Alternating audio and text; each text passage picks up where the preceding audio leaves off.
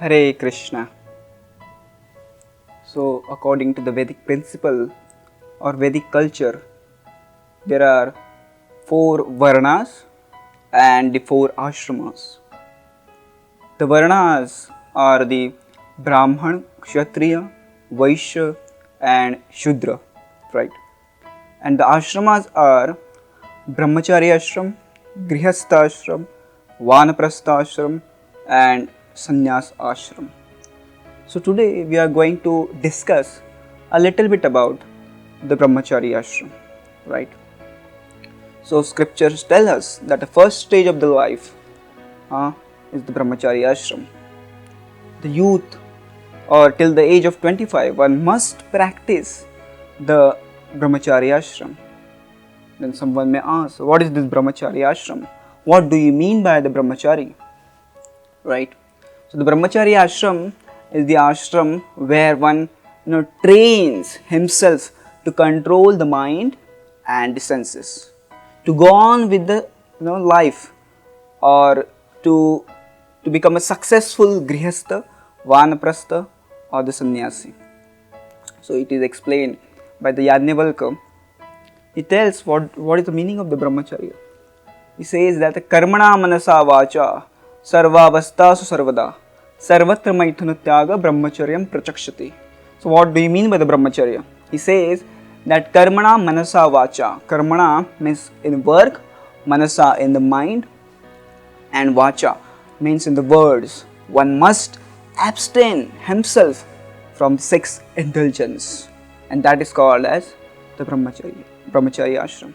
So one must in a youth himself train to remain away from the sexual indulgence, right? The desires may be there, but indulgence should be avoided, right? And also one must try to control the desire also. So, in the Srimad Bhagavatam, Sridhar Swami explains that what are the aspects of the Brahmacharya Ashram.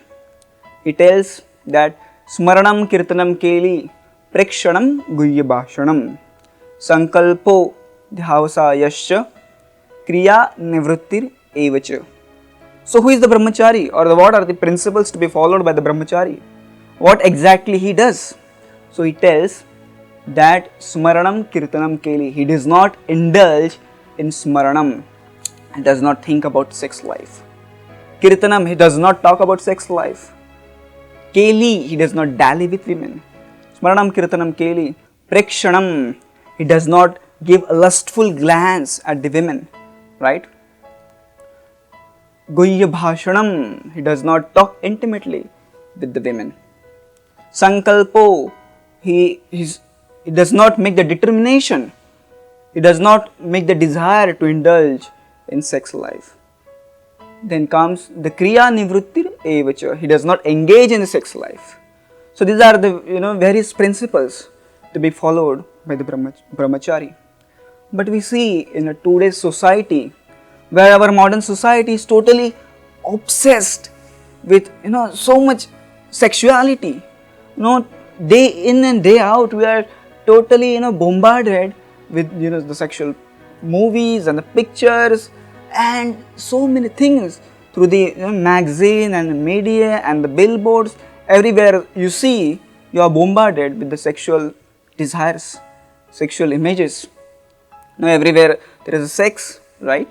So today's youth is totally misguided because of modern education system, and he don't know why should I follow the Brahmacharya Ashram and what is the goal of my life. If you ask them what is the goal of your life, they will simply say eat, sleep and be merry. Eat, sleep and be happy. Become happy is their goal, but they don't know the right procedure. They don't know that happiness will not come by engaging into the sensual activities, the sexual activities. So Krishna explains in the Bhagavad Gita that yehi sansparshaja bhoga dukkhayo naya evate adyantavantatu kaunteya nateshu ramate bhutat. He explains that one who is intelligent person, he does not take a pleasure in the material world, or the pleasure which has the beginning and which has the end. That means the pleasures of the material world. If you see in the material world, the pleasures have the beginning and the pleasures have the end. Even in the sex life, the sex has the beginning and sex has the end, right? So Krishna tells that who is the intelligent person? He'll not take a pleasure into the activities, into the pleasure which is born from the sensuality, right?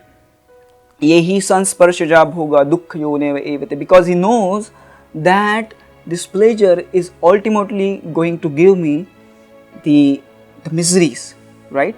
Dukha yoneva evate. So one has to understand that the indulging into the sexual activities indiscriminately will not give one a pleasure. This is a misguided propaganda which is going throughout the world, that as you enjoy more, as you exploit your senses more, as you exploit your body more for the enjoyment, you will become happy.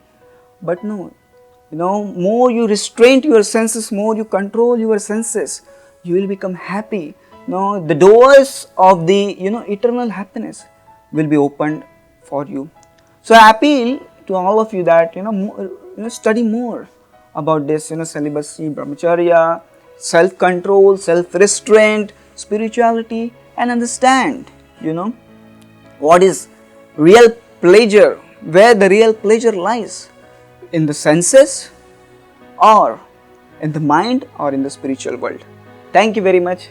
Hare Krishna.